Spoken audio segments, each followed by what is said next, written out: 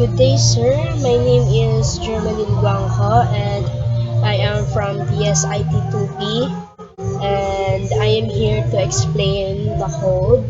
And before I explain the code, we run punanay.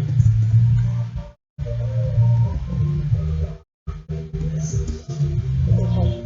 Para sa vernacular rate per hour is 500, and sa tax rate in percentage is 10. Para sa time in nga Monday is 8 a.m. Sa time out is 5 p.m. Tapos, for Tuesday time in is 7:30 a.m. Tapos, sa time out is 5 p.m. Para naman sa Wednesday nga time in is 8:30 a.m. Ang time out is 5 p.m. Sa Thursday is 12:30 p.m. Ang sa time out sa Thursday is 5 p.m. Ang sa Friday nga time in is 12:45 p.m. Ang sa time out is 6:30 p.m.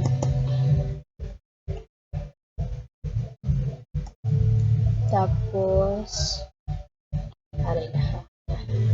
para sa code naman,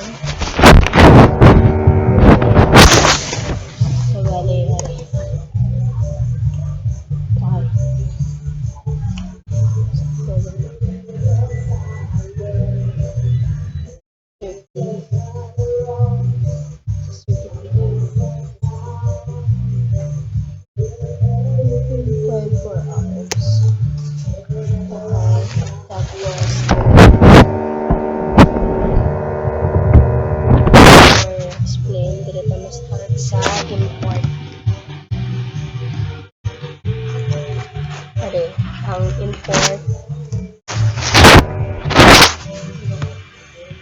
import java.xf.decimal format is ni sa ginagamit for numerical values, numerical variables. Tapos ang java import java.time.localtime ni sa ginagamit para nga halin local time nga halin sa java.time nga package para sa pag-present sang oras. Tapos amo naman yung import java.scanner is amo naman yung ginagamit para sa pag-input sa user nga halin sa console. Next is ang public class weekly sahod. Amo ni sa ang naga-declare sa class, which is ang amo ni ang weekly sahod. Tapos ang public static void main string args amo ni sa ang main method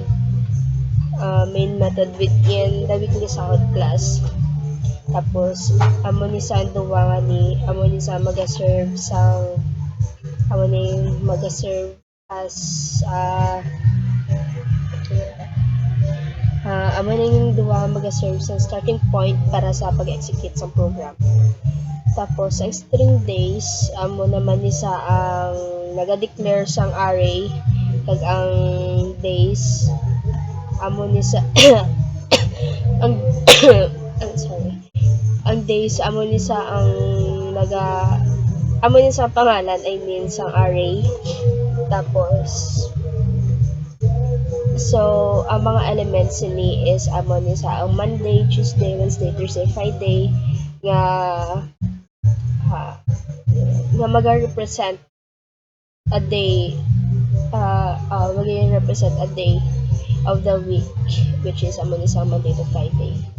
Tapos amo ni nga part ang scanner scanner system n double total RH tapos double total OH tapos amo ni sa ang double total RH amo ni sa ang para sa regular R tapos ang double total OH amo ni sa total amo ni sa para sa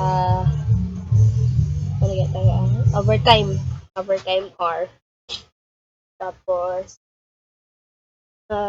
sa muni nga part nag-declare ta di duwa ka double variables which is amo ni sa ang total RH kag ang OH. Sorry. Total RH kag total OH. Tapos ang double total RH amo ni sa ang ang double variable taga-initialize ni sa 0 tapos the same man di sa double total OH initialize mo sa 0. So tapos valid diri nga part scanner system in amo ni sa amo ni sa ang start bali nag-start sa scanner which is para magbasa sang input and ayun nag-declare din duwa ka double variables. Tapos sa system.out print enter regular rate per hour dili na di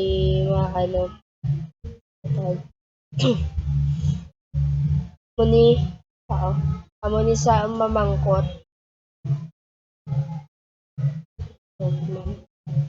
hindi gali amo ni sa i-print yan na di ang message which is amo si enter regular rate per hour tapos kapamangkot na di sa kapamangkot na di gali sa para mag-input sa regular rate tapos amo ni sa ang double regular rate per hour double regular rate per hour is equal to double that parse double scanner that next line amo ni sa ang amo ni sa ang may kapamangkot sa user para sa regular rate. For example, ibutang mo da is para sa regular rate mo is 500. Tapos ang double overtime rate per hour is also regular rate per hour plus 100 is amo ni sa ang ga-compute amo ni ga-compute sang overtime bali ang overtime rate per hour ni is 100. For example ang imong gin-enter dito ang imo na di gin-enter sa regular rate per hour is 500 tapos kung may overtime kay daga ngayon okay 100 ay tapos diri sa system.out.print enter tax rate and percentage ano na din sa ang kapamangkot sa user na ang sa mga user na mag-input sa tax rate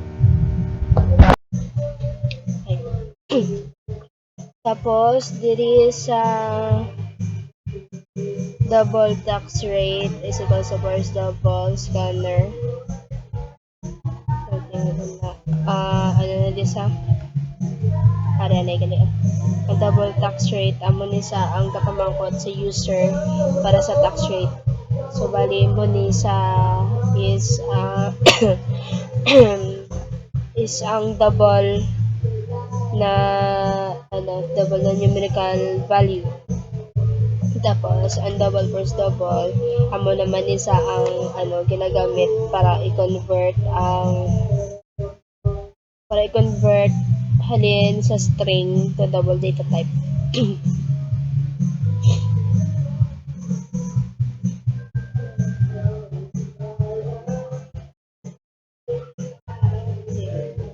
dere naman dere sa for loop amo ni sa this is the for loop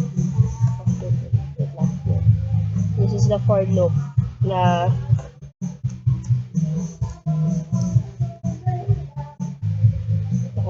this is the for loop kag sila iterate ni true elements nga ara sa array nga days. Dire, 11 days. Are. Are system that out that print ln days ay tapos amo ni sa ang gina-display yan di ang days nga ara ay gina-display di ang days gali gina-display yan di ang days nga ara sa console gamit ang system that out nga system that out nga naga-present naga-represent sa current day nga i-describe sang loop tapos diri sa system that out that in time in para sa time in naman de amo ni sa diri na di sa i-print na di ang time in nga asking a user i-print niya asking a user nga i-input ang iya nga time in tapos sa string time in scanner amo na next line amo na di sa ang string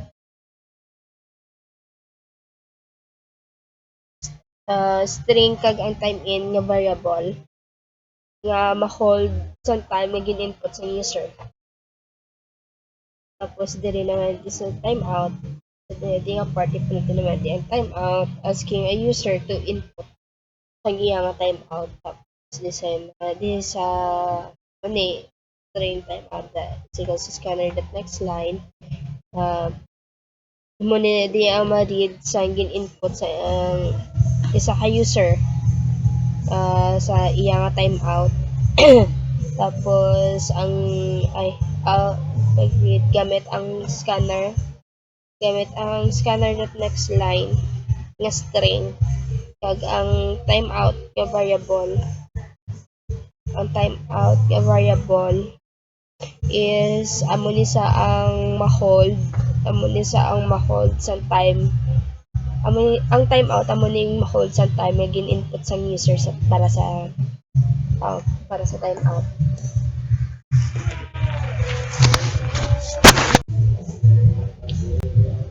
Para sa double regular hours is equals to calculate regular hours first time in first time out amo ni sila ang double overtime hours is equals to calculate overtime hours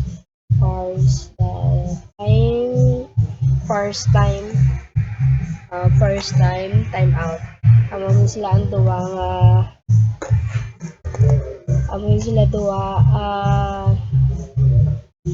ang duwa nga ni amo ni ang naga compute para sa regular hours and sa overtime hours gamit ang function na calculate regular hours.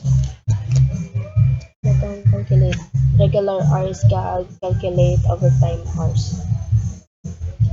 Total RH was equal to regular hours tapos total RH was equal to overtime hours. Amo ni sila total RH was regular hours amo ni sa ang gagather amo ni ang gagather sa regular hours sa isa ka adlaw and ang total RH is ang total RH nga variable naman ang gabuhat sa kabilugan nga oras para sa tanan adlaw tapos the same sa total RH kasi sa overtime hours kuni sila naman ang gagather sa overtime hours sa isa ka adlaw and ang total OH nga variable amo niya nagabuhat man sa mani ang nagabuhat sa kabiligan nga overtime hours pa sa tanan adlaw. Double total hours per day equals to regular hours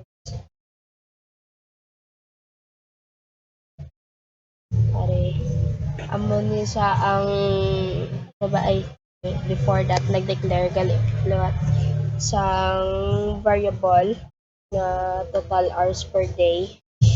Kag ga-initialize gamit ang regular hours.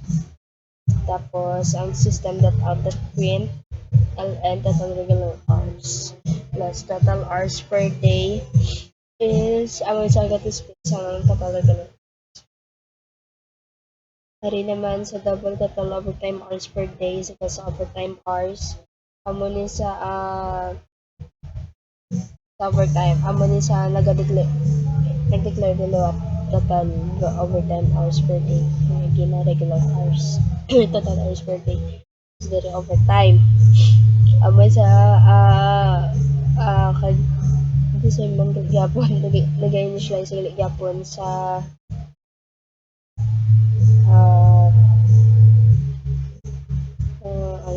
nag-initialize gamit gyapon ang overtime hours tapos diri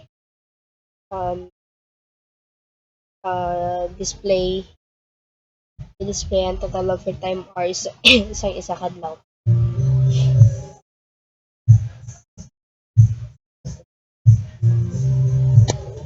Double total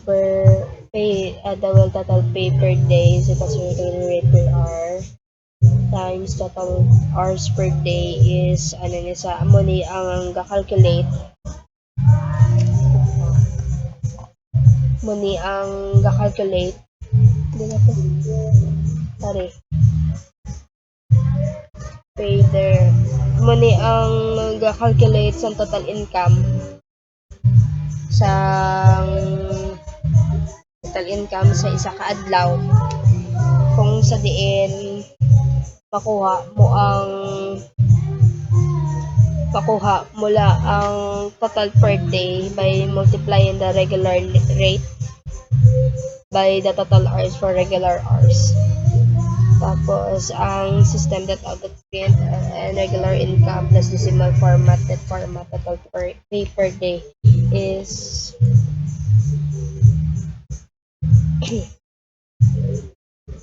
amo ni sa ang print ma-display kung ano ang sa user tapos ay sa console displaying the total income para sa regular hours tapos ang decimal format ang decimal format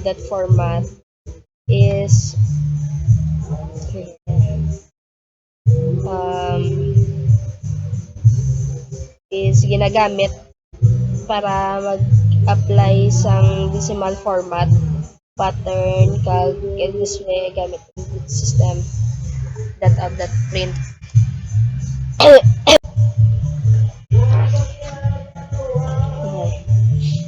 Ang sa double total overtime per day total overtime hours per day times regular rate per hour plus 100 is mani sa ang mani ang ga-compute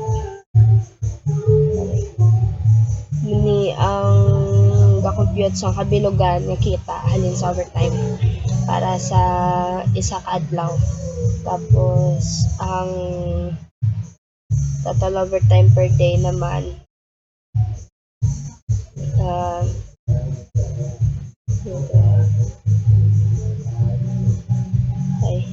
total overtime per day na naamon ni siya ang makuha alin sa ang total overtime per day gali makuha mo ni halin sa pagmultiply sa kabilugan nga overtime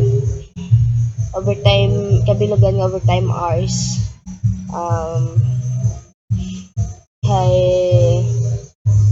regular rate per hour plus 100 tapos ang system that output print overtime income plus decimal format total overtime per day amo namin siya ang na-display sa console nga total mali naman ang na-display sa console nga total overtime per day tapos ari naman ang isa string overtime is equals to scanner the next line ni niya aga pamangkot sa user para sa another input sa overtime. Tapos ang scanner the next line mo na naman na mabasa para sa gin-input sa user.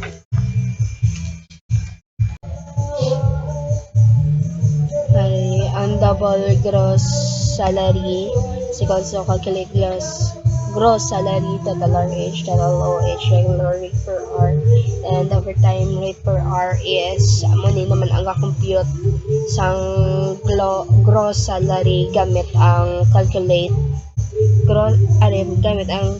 gross salary nga function, tapos ang total RH kag ang total OH naman ang kabilugan nga oras para sa regular kag overtime rate per hours. Ang double net salary is equals to calculate net salary, gross salary, tax rate. Tax rate, amo naman siya ang compute sa net salary gamit ang calculate net salary nga function naman, tapos ang gross salary and tax rate amo nga input are ang duwa naubos ang function ang tap ay sila ang ga-compute sa net salary gamit ang calculate net salary nga function. Tapos ang gross salary kag ang tax rate nga mga input para naman makuha ang net salary. Tapos ang double tax rate is equals to calculate tax rate, gross salary kag tax rate. Amo naman sila ang amo naman niya ang tax rate, amo naman ang ga-calculate sa tax rate gamit ang calculate tax rate. Ari gamit mo ni nga function, tapos ang gross salary kag ang tax rate naman ang nga input amo naman ni sila ang makuha sa tax rate. Tapos sa dire sa system that print total regular hours plus decimal format net format RH amo naman ni ang ma-display sa kabilugan nga regular hours. The same man sila sa sa total overtime hours, sa gross salary, sa total tax rate deduction, tapos sa net salary pareho sila sa nga ma-display sa kabilugan. Tapos ari naman ang scanner that close amo ni sa ang muni naman sa mas ma-close ang scanner sa scanner para mag-prevent mag-resource leak.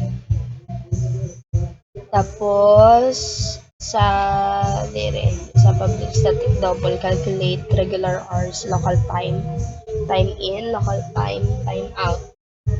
Dire naman niya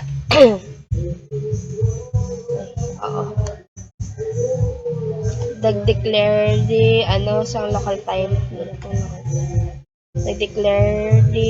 sa local time na variable.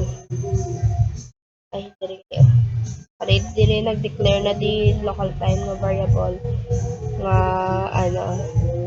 nga morning start, in which it takes the start time ang start time ang start time sa morning as which is 8 AM, tapos dire the same lang sa morning start nga ang start kag ang end sa morning. Bali ang start sa morning is 8, tapos ang end sa morning is 12. Tapos afternoon naman is ma-start by 1 PM, tapos ma-end by 5 PM. So wali 30 na day end 17 since naka-military time sila. So wali ang 1 PM sa military time is 13, tapos ang military time ng 5 PM is 17. Tapos ang time in is equals to time in that is before morning start. Morning start time in amo ni sa mo sa ang gabasa if ang time in mo is mas early sa 8 a.m. consider ni sa as consider ni as 8 a.m. Tapos ang sa ari kasi wala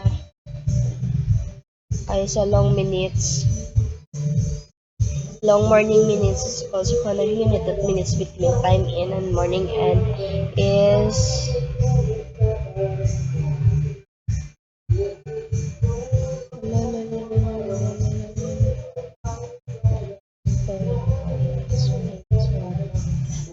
muni naman sa ang ga-compute sang half hours sa morning shift in between sa time in and morning end the same with the afternoon minutes kaso sa hapon iya nga computation bali dire 8 half hours ani 8 to 12 tapos dire 8 a.m. to 12 noon tapos andre naman niya 1 p.m.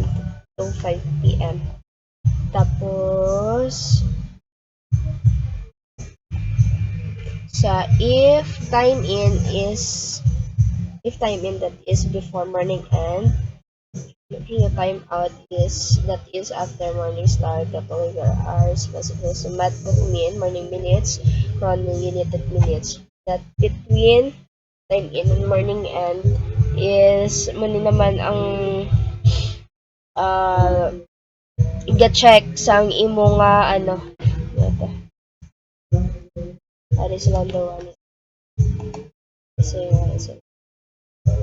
muni sila ang ga-check sang imo nga time in if mas early sa end ang imong morning end kag ang time out mo is mas late sa start sa morning.